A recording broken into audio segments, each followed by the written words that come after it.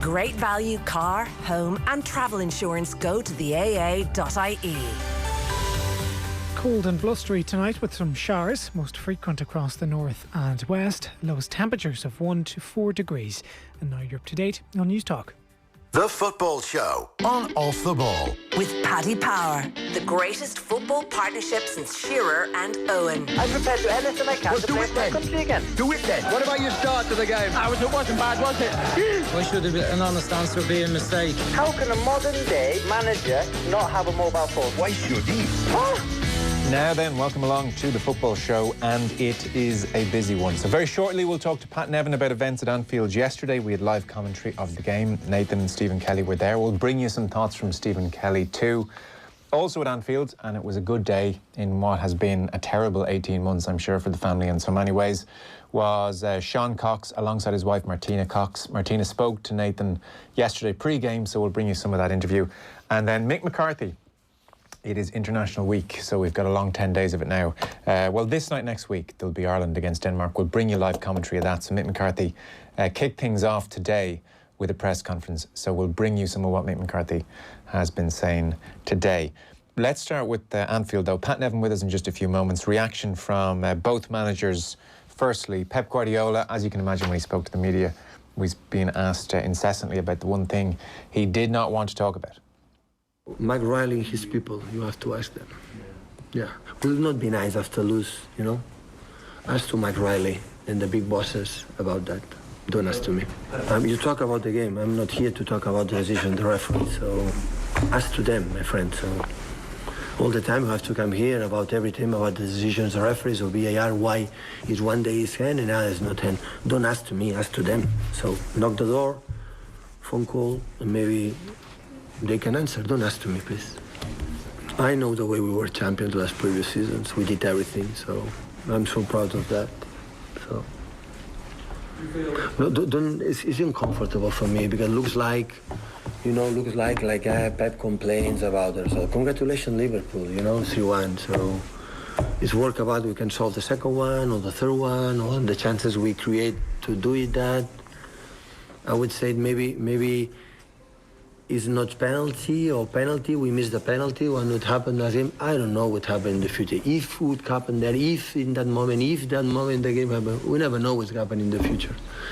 But in the decision, ask to the big bosses, the guy who understand everything of that game, don't ask to me. So tomorrow go to the UEFA meeting for the managers, trainers, and we discuss this kind of thing. So it's what can I say? So it will not be nice for our club. We are a club like, we start to be in the elite in the last decade, not like Liverpool. Like we will never walk alone, like it's 30 years, 40 years, 50 years, 60 years. We are new at that. As an organization is going to help us to grow. So we need to live these experiences. It's the best way to live because I was in a club, like they show me that, they teach me that. Is game, what happened is part of life. Sometimes it happens, sometimes it's for us, sometimes it's against, and that's all. But the referee, these kind of decisions, ask to the big bosses. They know more than me. So that was Guardiola, and in fairness, I suppose he doesn't want the whole narrative to be about him complaining and we lost because of the referee's decisions, but it's fairly clear what he thought about the whole situation, given his histrionics on the sideline and at full time. Jurgen Klopp, meanwhile, before we get into Pat Nevin, it was a more straightforward post-match press conference for him. Just amazing. And against an outstandingly strong opponent. I heard already, everybody asked me about it, I didn't see it yet, the penalty situation or the handball before Fabinho scored, so I can't say anything about it. What I heard was that Bernardo Silva's hand was first handball from Bernardo Silva, I don't know. But I can imagine that it's not a situation where Pep is really pleased with, normal. But still the reaction, what we showed in that situation, I heard now 22 seconds later we were in front of their goal and Fabinho with his stunner brings us the 1-0 lead. The second goal we scored, I don't think I ever saw a goal like this. Probably not. Right fullback with a 60-yard pass to the left fullback, 2 more touches and a cross over 40 yards, 50, and a header. That's pretty special. So it was a good moment to score a goal like this. And third goal, very, very good as well. Sensational cross, Sadio in the right position. So that was all good. And all around these 3 goals, it was hardest work. And so the boys deserve these 3 points. Great. It is great. Life's pretty straightforward right now if you're Jurgen Klopp. So that was Klopp, that was Guardiola. Here's Pat Nevin. Only as far as Fabinho, 20 yards out, urge to shoot, don't shoot! Oh, what a goal from Fabinho!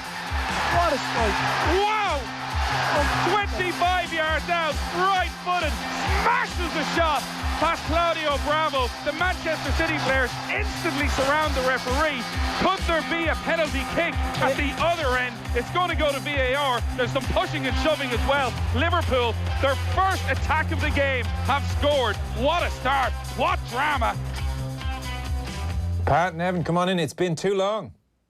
Yeah, I've been a bit busy. I've been running about. I had 4 games in 8 days there, so I was happy to actually sit in front of the telly and watch that Liverpool-Manchester City one. And it didn't lack an incident, did it? Talking points. No, it sure didn't. So we Guardiola there, we were bringing people a sense of what he was saying post-match. And the real highlight for me in terms of what he said post-match was that his thank you so much to Michael Oliver. He says he was not being sarcastic in that moment, which, if anything, is doing the sizable achievement of being even more sarcastic than he was being with Michael Oliver in the first place. So Pep, for all his diplomacy post-match, his histrionics on the sideline and at full-time betrayed him. He was fairly livid with the situation. But the second one, I think, the one where he's kind of going twice on the sideline, I think everybody has that as a fairly clear-cut, correct decision. But the initial Trent Alexander-Arnold handball is less clear-cut. What's the Pat Nevin VAR ruling? Well, first of all, I think there was a penalty, a pretty clear penalty when Raheem Sterling was shoved in the back. It's a fairly clear penalty. They were looking, I think the VAR people were looking at a clip in the heels or something, and they missed a shove in the back. Shove in the back when you don't get the ball and you're not to play it over is a penalty. And it doesn't matter if it's in front of the cop. Yeah. So, full stop, they got that one wrong.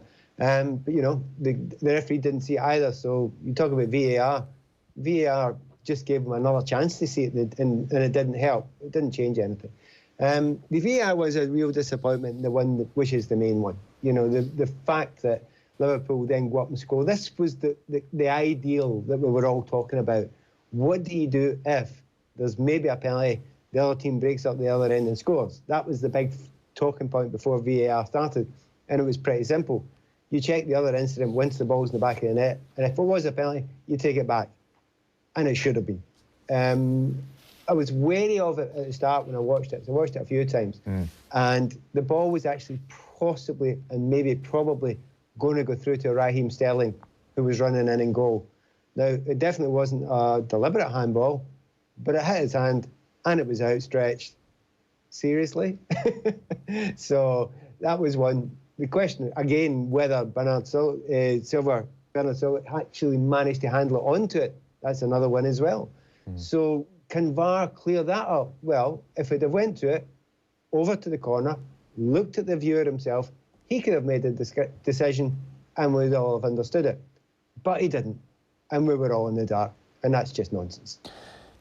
Well, being in the dark is certainly an issue. Like, for instance, they may have looked at the Alexander-Arnold handball and said, well, that is a penalty because the line is unnaturally bigger if you make your body unnaturally bigger, as opposed to an unnatural position. Now, certainly above the shoulder they have is unnaturally bigger. This was conveniently bigger. I don't know how unnatural it was, because you could argue he was kind of halting and twisting and turning, but we'll come back to that in a second. But they may have looked at it and said, well, that is a penalty. He has made his arm unnaturally, his body unnaturally bigger. But we don't actually know if they, you know, because you can go to various levels here with the new handball rule. They may have looked at the ball hitting off Silva, Bernardo Silva, and then, you know, the rule now is if a player scores, or, you know, if a goal comes of a player handballing, accidental or intentional, it's disallowed. They may have looked at that and said, well, that handball will lead directly to a penalty, which will more than likely lead to a goal. Therefore, even though Trent Alexander handled the ball, because it hit off Silva's hand first, then it's you know, it's not a penalty. Now, we don't know if they reached that conclusion or if they looked at Alexander-Arnold and said, well, his hand is in a natural position. You know, that's part of the being in the dark aspect. total, and we're left in ignorance, and it's the nonsense.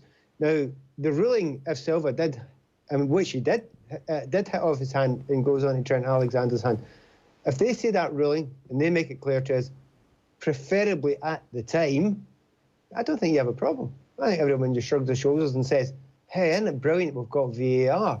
Because it's managed to clear up something and led to a goal, and it got it all right. But they didn't do that.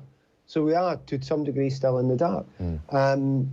Yes, it would have been a penalty had it not hit Silva's hand. Total agreement. I think most people agree with that under the modern rules. It's that concept of if your hand's outside the silhouette of your body, and it clearly was some distance outside it. Now, that's just the rules. I don't like the rules particularly. I would rather it was deliberate handball, but hey, that's the rules, so you play to the rules. The thing is, they will not go and check it, and you will not inform people of it. And it's bordering on arrogance. It really is, and it's annoying the hell out of me. The other thing that I found out, which was really upsetting, I was blaming the referees for not going over to the viewing area, because, you know, it's there, they can go and have a look at it. Apparently they've been advised against it by their board. What the hell's the point of having the thing there? If they've been advised to go over there, it's an utter nonsense. And it's so beyond me that it could be so daft as to do that. And it's actually now making it worse for the referees. Having said all that, the VAR got one right, which I thought was brilliant. The goal Klopp was talking about there, that fantastic, you know, one ball from Alexander over to Robertson, hits into Salah. First time, and indeed second time I saw that, I thought, Salah, offside, definite VAR. VAR had a look at it, wasn't offside. And I think that's the sort of thing, you ignore all that, because the things that the VAR gets right, you keep on ignoring it. They're getting loads of them right. Yeah. But the big ones are getting wrong, we're all noticing it. The data will come out in the end, and we will see what percentage of decisions were actually improved by getting the VAR. And I still think people will be shocked by it, that it'll be so positive. Yeah, I would agree with you. Like all the complaints over offside rulings, I've put no truck with, because if you're offside, you're offside. It doesn't really matter too much about the margin. Now, 3 minutes to get to that decision, they need to work on that. On the not going over to a monitor on the side of the pitch point, the optics of that, the negative optics of that, are exacerbated by the fact that in the Champions League, referees do that. And even if we are only talking about optics, because it's either the referee looking at it or it's somebody in the VAR truck, the optics are far more satisfying when you have a sense that the referee is in control and there's a consistency about his approach to the game and he is looking at the monitor. And it doesn't take overly long either. And at least, if nothing else, at least there is something to look at. There is a sense of drama in the stadium. I understand what's happening here. The referee is going over. Sorry. We're going to see, is he going to look at it for long? Is he making up his mind straight away? We're a bit more informed. Ultimately, the problem here is the lack of information. And I put it to you, you know, when you compare rugby, where they actually show on the big screen these contentious issues, there is a lack of faith in the behaviour of football fans in stadiums. That is the bottom line here. How dare they be so arrogant to say that? Because I think if there's going to be trouble, it's more likely to be trouble because everyone's in a bad mood because they think they've got it wrong. If you show it 90% of the time, you're going to show it 95% of the time, 99% of the time, you show it, by the way, this is what you've all missed there, and calm down. That's what it's basically saying. So the likelihood of trouble caused by a decision or something going badly wrong is actually exacerbated by not showing people or keeping them in the dark and in ignorance. And apart from anything else, trial it anyway. Trial it and we'll see. And if there is a problem, then hold my hands up and say, yeah, there's a problem. I think the fact that they don't believe that football fans can cope with this, but it's okay for rugby, it's okay for tennis, it's okay for NFL, it's okay for everyone else, but football fans are a bit sick and a bit untrustworthy. I'm not accepting it. It's the game's changed. If you had that argument with me in the 1980s, I'd maybe say, oh, you've got a point there. There are not that many idiots and thugs and lunatics in the ground that are going to go and kick off about that. It just doesn't happen anymore. So if they do think that way, they're in the dark ages and they're in the past. Now, that's my theory. Yeah. And that's a theory and that's an idea. But you know what? They're doing it in other countries and it's not leading to riots. So why is England so different? I don't know. I don't get it. I don't know why it's so different. I think you've got more fan problems in other countries that are actually using it just now. So I don't think that argument holds any water at all. I really don't. If it happened and it caused mayhem and the game was dragged down and even somebody got injured because of it, because of a fight because of it, fair enough, hands up. do it first. It's more likely to help, and it's upsetting because now there's quite an overwhelming shout from various people, fans particularly, but in the media as well, saying, "Oh, just chuck VAR now," and it's nothing got to do with VAR. It's because of the poor usage of VAR, and it's so annoying. It's so upsetting because if some of these problems weren't obvious beforehand, I'd understand it. But the vast majority of them were obvious. I mean, I'd come up with an idea before they even considered it. A way around it was simple. It's not the referee's decision to go to VAR. What if you make it the manager's? He gets 3 calls in a game. You know, if you get 3 incorrect calls in a game, you don't get any more VAR. It's the way they do it in tennis. You get 3 calls. Then, if it goes wrong and you do these stupid calls and you try and slow it down and whatever, if it goes wrong for you in the 4th one and you haven't got one left, it ain't the official's fault anymore. It's your fault for being frivolous. And they could have fixed it that way. As such, the way it's working just now, it will improve. I'm absolutely convinced it can improve. But I'm very, very upset with the fact that the way that it's been implemented or not being implemented correctly is causing the problem. Yeah, I know. I'm totally with you in this, but I mean, geez, they're doing their damnedest to inflict terminal damage on this thing. Oh, they are. Yeah, it's amazing. As for the game itself, I might just start with manager watch. So we kicked off with Guardiola and Klopp there, and we saw Guardiola's like frustration railing against the world. And there is a kind of neuroticism about Guardiola when things go badly, and you know, you rubbing his face and agitated and one step away from a twitch in his eye kind of thing. Of the 57 managers around the globe who have played Guardiola on 4 or more occasions, it's quite something really, only Jurgen Klopp has a winning record against him. He's now extended that winning record. They played 18 times, Klopp has won 9, Guardiola 7 and 2 draws. So for instance, by comparison, Jose 5 wins in 22, Pochettino 3 wins in 18, Unai Emery 0 wins in 12. Guardiola has an amazing record except against Klopp. And the other interesting thing, and you can explain all this to me because I go so far as the stats.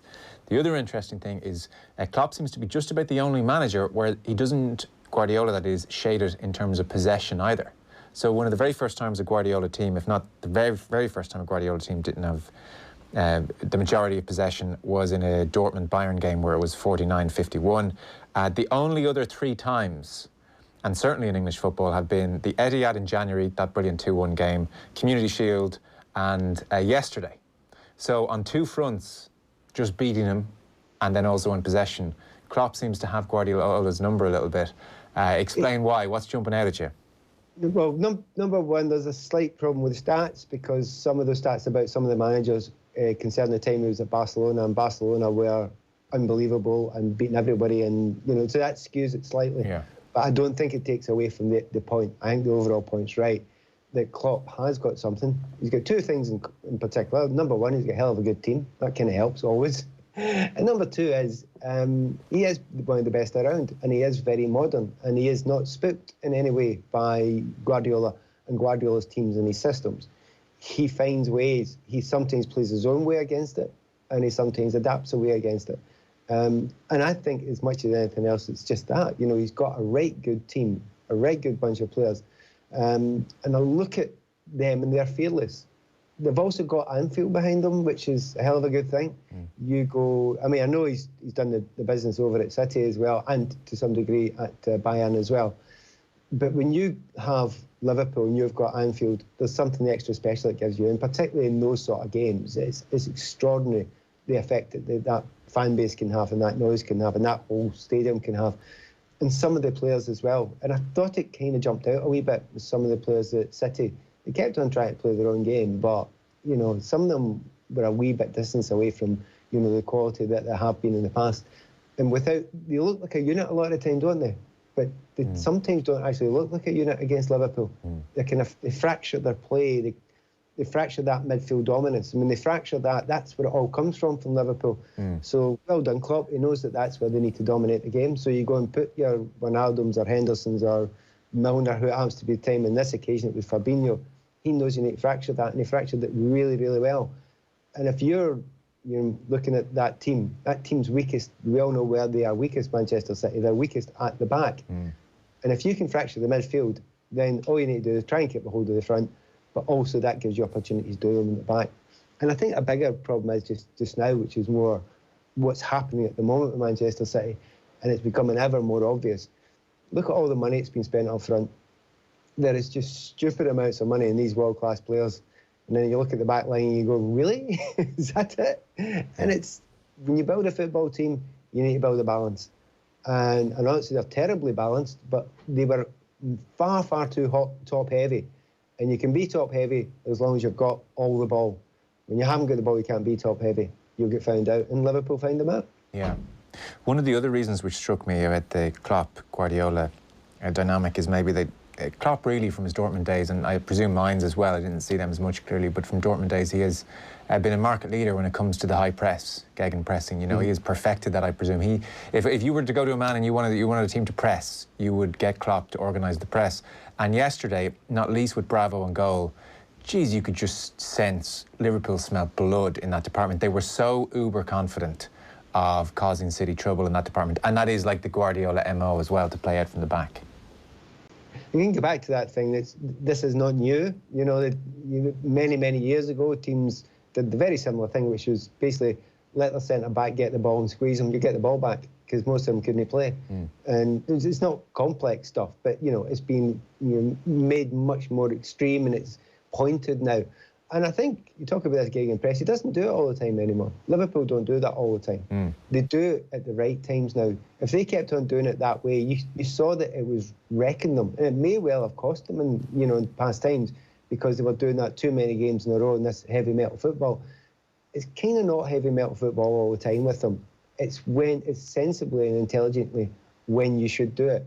So, you know, if it's a team that looks as if they are playing out for the back and they have got a weakness, and now they aren't as good at the moment at playing out from the back as they were before, and particularly from the goalkeeper, then your opportunity is there. I mean, everything was in Liverpool's favour, wasn't it, in this game? They had to take advantage of it, but it was in their favour. The amount of injuries that Man City have got, the amount of people missing in that game, the goalkeeper being out, everything. And also the fact that Liverpool, I'm not saying they had nothing to lose, but they had much, much less to lose. And they could take a chance and go for it. You know, if they lose that game, they still get 3 points. They're still in a great run. Whereas if they win the game, 9 points, Manchester City psychologically, that's a massive hit for them. Massive hit for them. And I didn't know how big a hit would be until you really saw the game and how it went. Yeah. And at the end of the game, you're thinking, that's not a surprise, that result. I'm not saying Man City weren't terrible. Of course they weren't terrible. They weren't half as good as Guardiola said they were. They weren't terrible. They were pretty good. But you're right. In short, yeah, Klopp's got his number to some degree, but it's because he's got a good team. And injuries haven't helped. You know, you take the Etihad win back in January, and Laporte, Company, OK, he's left the club. Maybe that decision isn't aging so well. Ederson, Sané, Silva, not 100%. He has had injuries. It was interesting during the commentary, Gary Neville kind of was wondering aloud almost, has he handled the injury crisis to Laporte in particular well? Like, how has Guardiola handled this? Because quite clearly, the Stones automating thing, there were alarm bells early on, and then he doesn't want to put Fernandinho back there, but that's what he's done. And Carragher almost said, well, what would you do? You know, like, you can't magic somebody up, what would you do? And Neville said 3 at the back. That was the thing he thought, right from the moment Laporte was injured, 3 at the back would have been an avenue for Guardiola. Can you lay much criticism at his door, Pat, in how he's handled the injury crisis? If you look at it just now, they aren't that bad. They're not losing that many games. There was that freak result at Norwich, utter freak result at Norwich, right? You've just lost to Liverpool at Anfield, right? So that's, that can happen. That can happen to you. The champions of Europe, that can happen. So to try and rip up the whole thing and start again for that is maybe a bit iffy. I think it is as much to do with the 2 things I've mentioned already. Yeah. The fact that they had the injuries, and also he has been top-heavy up front. And I think that's a mistake. He's made that mistake, and I think he's paying for that mistake yet. If you look at Liverpool, it's not that, is it? You know, the big buy last season for Liverpool, the season they had to make the big buy was Van Dijk. That's where they made the big buy. They could have maybe tried and gone for an Mbappe. Remember, there was chat about him going for Mbappe. They didn't go for Mbappe. They went for Van Dijk. It was the right thing to do. And when you look at it now, particularly, as you say, with Company, he was waning and now he's gone. That should have been fixed. And I know why. I totally know why he didn't, because if the vast majority of the time you get 70-80% of possession, you don't need to be actually that good at defending, because you're not actually doing a hell of a lot of defending. But that's when it comes to the big ones, and specifically this big one, He's been found out, and he'll learn. You know, I look at Guardiola, and he's not always done the same thing all through his career. He adapted when he went from Barcelona, he adapted to Bayern, he adapted a bit when he went, because you won't have exactly the same players. And I think they will do everything they possibly can do to get a good, honest to goodness, you know, marking centre back next season who can actually pass a ball out of defence. They're quite rare, you know, of that standard. But that's what he needs to go and spend the money on. And a last word in this game, because I mean, they're brilliant guest appearance. I mean, guest appearance, excellent. Yeah, invoice as well. A last word in this game, because I mean, Klopp there talked about the quality of the second goal. Said it's not often I've seen a goal of that quality. I mean, when Liverpool did things well, they did them really well. Even Guardiola was at pains to say, I can't say that this result completely hinged on those decisions, or certainly the big decision. Liverpool were good value for the win ultimately. I don't think anyone's arguing with that at all. They are a joy to watch, but some of the goals are just out of this world. And you go back to the last number of games, even the games that they've been, you could argue they're sneaking wins because they're getting late goals. Have a look at the numbers, have a look at the amount of chances they're creating, have a look at the movement, the willingness of the wide attacking fullbacks, the brilliance of the strikers. You know, there's no argument against them. And I've yet to come across anyone since the game that I've talked to. I've talked to a few people. I don't know anyone who thinks that Man City are close to favourites to win this title now. And that's everyone in the game. And that's a big, big thing to say, because Man City are a brilliant, brilliant team. It just tells you what you think of Liverpool. And it is down to that one thing. They can't afford to get major injuries. Yeah. And we know it's Van Dijk, and it may well be a Salah. Keep them two fit. And there's enough elsewhere in the pitch. You know, I don't think there's any midfielder they're going to particularly miss, because they've got such good cover. Yeah. He's done it well, he's covered it well, he's got a great balance of a squad, and they probably deserve to win it. So, you know, having said, we're having this chat just now because it's just Man City Liverpool, and Man City are fourth in the league. It's just an extraordinary thing. And I said it the other, I was talking to someone the other day, and I said, well, of course, Leicester won't win the league. And I thought, no, I am not going to say that. I'll take that back immediately, because we know what happened last time. Yeah. And watching Leicester just now, God, they're getting better and better every game. They are fantastic just now. So it may well be that if anyone's going to chase them, it's going to be Leicester. May well be. I think if you were to sound a note of hope for the neutral or for Manchester City fans, it's that 29th of December last season, Liverpool were 10 points clear, and City were capable of winning 18 from 19 and winning the title. And Liverpool do have a busy fixture list, so you suspect there'll have to be muscle injuries over the next month or so. Yeah, so there is that note of caution. Yeah, they still have to be brilliant, but they've shown they're a brilliant team. Yeah. And if they were an ageing team, you know, if you thought they're a team that are just about at their peak, ready to fall over, you would maybe have some concerns or worries about it. But you look through the team and it's not. You know, all the areas, they're all at an age that's fine. It's cool. They are probably just approaching their peak just now as a team. So I don't think there's any to worry about for Liverpool fans. Well, that's wrong. There's things to worry about because they know it's happened wrong before, and they know there's been implosions before, and they know they've been unlucky before.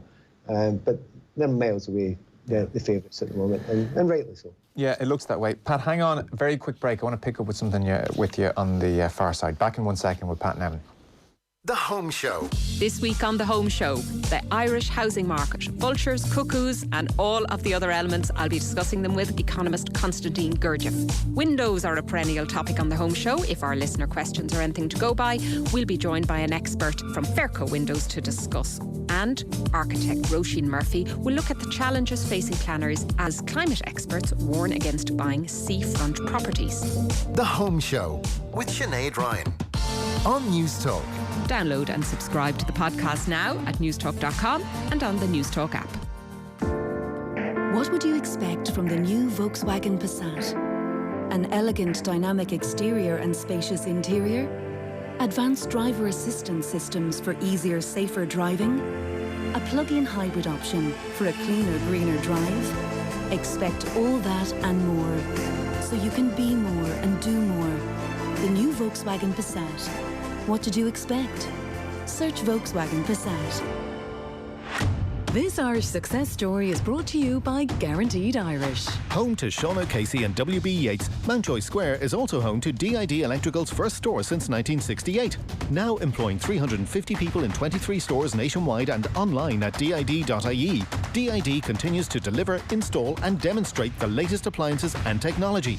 Guaranteed Irish welcomes companies that are altogether better choices for our communities. So look out for it. Guaranteedirish.ie. Altogether better. The NCT's looming again. It's your mum's birthday next Tuesday. The washing machine is definitely on its last legs. Is it too early to mention Christmas? The thing is, there's always something. Which is why it's always worth talking to our mortgage team to see how switching your mortgage to Ulster Bank could help. Talk to us today. Oh, and don't forget your mum's birthday. Ulster Bank. Help for what matters. Over 18s in Republic of Ireland residents only. Ulster Bank is regulated by the Central Bank of Ireland. Irish Modern Dance Theatre presents Divine Madness, a dance opera of grief, revenge and love built around a soprano, 3 dancers with a live pianist. Featuring choreography by John Scott, award-winning Irish soprano Mairead Buick, pianist Richard McGrath and dancers Hannah Rogerson, Magdalena Hylack and Conor Thomas Doherty. This world premiere contrasts the energy, physicality and dexterity of young dancers with the soaring vocal virtuosity of one of Ireland's most exceptional operatic stars. Project R Centre from November 13 to 16th, 7:30 p.m. The journey to Euro 2020 continues as the Republic of Ireland take on New Zealand in a 3 international friendly on November 14th at Aviva Stadium. Don't miss your last chance to see the boys in green before their crucial final European qualifier against Denmark. Tickets on sale now from only €20. The Republic of Ireland versus New Zealand, November 14th at Aviva Stadium. Kickoff 7:45. Get your tickets now at fai.ie/tickets. Booking fee applies. This is the sound of a Volkswagen master technician servicing your Volkswagen using their expertise, specialist tools, and Volkswagen genuine parts. It all clicks perfectly together, making sure your Volkswagen stays a Volkswagen. Book a classic service from €169, including 1-year complimentary roadside assistance at volkswagenservice.ie, and make sure it stays a Volkswagen. Terms and conditions apply. Have a great evening with itsforwomen.ie. Don't live your life on hold. Get a quote now at itsforwomen.ie and see why we're trusted by over 130,000 women in Ireland. Off the ball. Now then, welcome back. Pat Nevin is still with us. We've been talking primarily about events at Anfield yesterday, but Pat, I did want to pick your brain on something else, and it comes up regularly at this time of year. Often James McLean is the centrepiece of the story, but slightly different here. Miguel Delaney's talking in the London Independent, making some very good points, and I'm sure you're in and around games and you're seeing this happen over the last couple of weeks. He was talking about, well, the poppy and the ubiquitous nature of the poppy at the moment. He even said at Arsenal last week they were treated to a huge white cake adorned with pastry poppies. The inside had red jam in what he says feels like a piece of rather under-considered symbolism, and talks about the poppies on the corner flags. At Leicester now they have a poppy mascot. And he asks and some interesting questions about the extent to which football is embracing this, and increasingly so as well year after year. And there are lots of different theories, you know, that maybe at its core they feel English football is ever more globalised, and this is a way of very much still defining it as something very English. And then you can even stretch further and maybe bring in Brexit and some sense of nationalism. Who knows why? And certainly I was looking back, and Miguel pointed this out in his piece, back in 2009 there was a Daily Mail campaign, because I wondered really where, you know, this thing has accelerated. There was a Daily Mail campaign in 2009, and it was a very successful one, whereby they effectively shamed clubs who didn't adopt the poppy on their badge. And, you know, he had a link in his piece to, there was obviously things had momentum then, and it was, you know, we're down to the last 3 clubs who haven't the poppy on their badge, you know, another 2 have signed up. And, you know, so we're kind of a decade into this now. And Miguel in his piece says, why has the Royal British Legion been picked above any other charity you care to mention for such an elevated and over-promoted status? Why do broadcasters feel the need to make it so front and centre? How have the military become so embedded in football? When did this properly start? How is it going to finish? Who is benefiting? Because sometimes it doesn't seem as if the injured or aggrieved are the ones who are supposed to are. Who is making such decisions, and what is the exact rationale? And then he pointed out, and I didn't realise this, but I had wondered, he said, you will often see recruitment vans outside stadiums, as has been the case at Stoke City. And he says this tends to happen more so in disadvantaged areas. And he didn't draw this parallel, but it did make me think of what's happened in the US post 9/11, where it turns out, frankly, the army were paying for the privilege, huge sums of money to the NFL. Now, I'm not saying that's happening here at all, but he was just asking the question. Well, this is it's incredible the extent to which this has become a thing in football, and what's driving it. Is it a good thing? Your thoughts on all this, because I'm sure you're a keen observer of how football and social issues and political issues interact. So where are you in all this? What's been happening over the last decade? Well, you're absolutely 100% right. The growth of it has been exponential. But it isn't just football. There are cultural things going on, as you mentioned. Brexit's maybe one of them a wee bit, but it's been bigger than longer than that as well. A media thing over here is extraordinary. How big it has become in the media and how it takes over programming for long periods in the build-up to it as well. And it's all incredibly solemn. And of course, you're made to look ridiculous if you're not utterly behind it or cheerleading for it as well. And as a personal thing, I'm really saddened by it, because you wear a poppy if you fancy wearing a poppy, and then you don't if you don't. Where this is all happening, football's getting thrown into it, and it's having a big effect, and everyone has to buy in and looks ridiculous if you don't.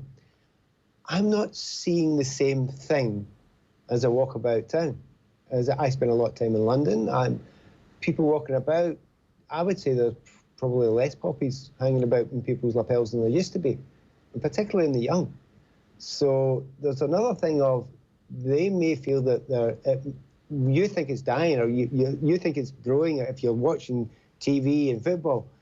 There's other big bits of society I'm thinking, I don't know if it's going to really last the way it has been going in the normal society, because there's large areas of society that A, are against the concept, but B, more importantly, have kind of left it behind and they've moved on and think, well, there are, as the writer was saying there, so many other causes that are very justifiably should be brought in.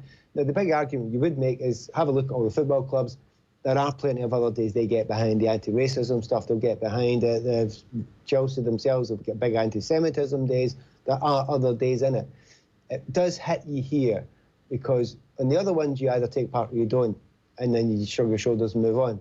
With this, particularly with McLean, if you don't take part, you're shamed. And it's unacceptable. It's utterly unacceptable. And it's the thing that I talk about to anyone who talks about it here. I talk about it at BBC quite a bit. I'm offended that people shame and abuse people that don't take that exact part in it that they want them to take part in. And you're right, clubs shouldn't have been shamed into it. I don't think it counts if you're shamed into doing something. I think you should do it because you want to do it, you think it's the right thing, and it's fitting for the time. But sometimes they take off in their roller coasters and they're pushed down the hill. You happen to be in the way of them. And you're right, I have to say, it's something I'm not uncomfortable with the poppy celebrations. I'm uncomfortable with not being allowed to be other than that. And I think free society should be. And I don't know to what extent or otherwise there are recruitment vans hanging around here, but that's a cynical side to it. I didn't see it. Funnily enough, I was at a Chelsea game on Saturday, and almost every single game at Chelsea, if you walk up from Fulham Broadway, there'll be ex-army standing there with with buckets for. And of course, Chelsea have got the Chelsea pensioners thing. They've got a link there as well. Didn't see the recruitment people there, but maybe I was walking the wrong end. But there only is one end to walk in at Chelsea, so probably not. But funny, Miguel Delaney in his piece makes the point that it tends to be more prevalent in disadvantaged areas. Yeah. Well, I didn't see it in Norwich either. I was in Norwich the night before. So it may well be Norwich isn't disadvantaged. Come to think it now that you say it. But yeah, it may well be in it. There might be some cynicism involved in that. Again, if I was that, I would be ignorant of.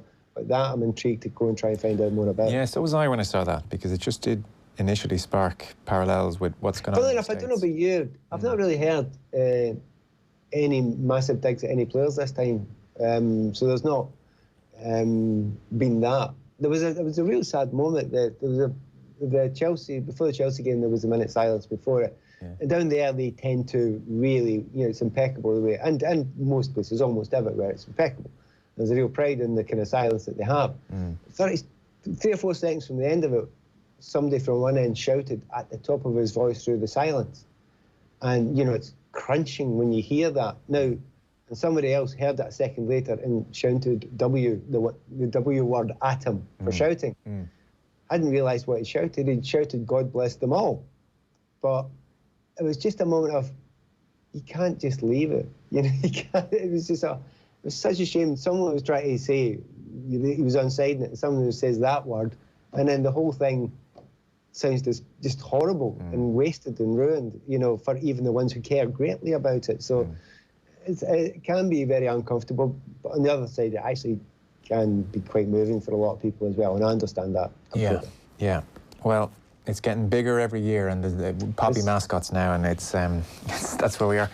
Just one last one, by the way. Somebody was wondering, asked me to ask you, because I know you watched Chelsea, and obviously they were 2-0 winners, and Abraham, youngest player now to hit double figures in Chelsea's Premier League history. Pulisic looks very lively in scoring goals. Reece James, somebody wanted to get your thoughts on, 19 years of age. He marked Zaha, kept Zaha to 2 touches in the first 20 minutes. Are we looking at a serious prospect here in Reece James? Oh, no, he's good enough. He's a definite. He'll be there for 10 years. Ivanovic, same player. And that's a big compliment. He's exceptional for his age. And the funny thing is, watching him coming through, Reece, it was kind of, I wouldn't say totally obvious, but it was likely he was going to do well. The one that wasn't as likely or as obvious was Tomori, but he's been fantastic as well. Tammy was always completely obvious to me, so that they were clear. Mount less so, but every single one of them. But as I've said many times before, Pulisic is the one to watch. He could be unbelievable. And I keep on saying it now, but every week he's scoring now, so everyone's saying it now, but he's got stuff that I've not seen for a long, long time. Both sides, right, left, unbelievable pace, natural finisher, and he's a sweet kid as well and a team player. Just amazing to watch. But they're all good. There was a back line with Chelsea, just for one last second. The back line of Chelsea, if you looked at it this week and considered what they were a year ago, it's Reece James, Zuma, you've actually got Tomori there and Emerson. And the average age is 22 and a bit. For the Premier League, for a 22 defensive line, because everyone always tells you that you need a lot of experience in the back line. 22, clean sheet, they're in the top 4. It's totally weird. It's pretty impressive. Pat, brilliant stuff. Thanks so much. Pleasure as ever. See you soon. See you. Pat Nevin there with us every Monday. Now, back to events at Anfield before we take a short break. I mentioned at the top of the show, Shawn Cox was at the game, as I'm sure you saw, and there were photos doing the rounds. There was a brilliant photo with Shawn Cox and Jurgen Klopp at full time. So April 2018 it is now, when he was the victim of that thoroughly unprovoked attack outside Anfield. It's left him in a terrible way. He's had 18 months of treatment in Ireland, and he has recently, I think September, moved over to Sheffield to take the next step in his rehabilitation. The man responsible serving 3.5 years in jail. So yesterday, Shawn Cox, for the first time, made a return to Anfield. It's been an incredibly tough time, as we can all imagine, for the family. His wife, Martina, was also there, and she spoke with Nathan Murphy pre-game. Well, Martina, this, I'm sure, no doubt, is a bittersweet day in many ways for the family. Shawn back watching his beloved Liverpool, but for the family, been so close to the scene of the incident that night. How are the emotions on a day like this? Pretty high, to be honest. It's great to have him back, but at the same time, it is bittersweet. Shawn's coming back in a different capacity. He's in a wheelchair. He's got lifelong injuries. But look, it's a good day, and we're really going to enjoy it. And I think it'll be a great boost for Shawn. How is Shawn? Yeah, he's good. He's doing well. He's in a rehab facility in Sheffield. He's been there since September, so he's starting to make progress. They're happy with him. There's a lot of different therapies that he's getting here that he didn't necessarily get back home, which is really good. So, he's making progress. He's in the hydro pool. With the help of 2 therapy assistants, he's walking. He does need a lot of assistance to walk, but I think with time and a lot more intensive rehab, he will improve, and that's a good thing. Jurgen Klopp was writing in his pre-match programme notes about you and the family and the courage and the spirit that you've shown. How have you been over the last few months, particularly having to move away from home and come over here to where Shawn is getting his treatment in Sheffield? Yeah, it's been tough for the family. Like, I'm here with Shawn and the children are at home. They're kind of commuting back and forth. We're actually out of our house at the minute, so they're living in rented accommodation. So it's a little bit topsy-turvy, but we're just doing it. It's for Shawn. It's all about Shawn's recovery, and being there, I think, has been really good for Shawn, encouraging him, and he needs that. And what does having a day like this, the biggest match of the season, coming to Anfield, sold out, the support that he has gotten, you and his family have got of the support, has been able to come here, what do you think it means to him? It means a lot, and it means an awful lot to the family. Like, without the support and all the fundraising, what LFC have done, we wouldn't be in Sheffield with Shawn, and he wouldn't be getting the care. So that means everything to us. Yeah. Well, I hope Shawn enjoys the game. I hope you and the family enjoy the game. Thanks for talking to us. Thanks. Yeah, Martina Cox there, wife of Shawn. It's absolutely dreadful, isn't it? I mean, just the awfulness of it. I would say in many ways everybody involved is still in shock. It must be surreal the way their lives have changed. So we wish them well, and yesterday looked to be a good day. So that's Martina Cox, wife of Shawn, speaking to Nathan at Anfield yesterday. Off the ball on News Talk. So you've got my watch, my hat, my coat and my favourite rugby shirt. No. Let's call it even. But sir, it's free. What? Your PRSI contribution entitles you to a free eye test at Specsavers and glasses from our €69 range. I'd better put my clothes back on. Can you think of a better use for the time you spend keying in your business accounts? Good, because smarter bookkeeping from Sage helps you free up that time by as much as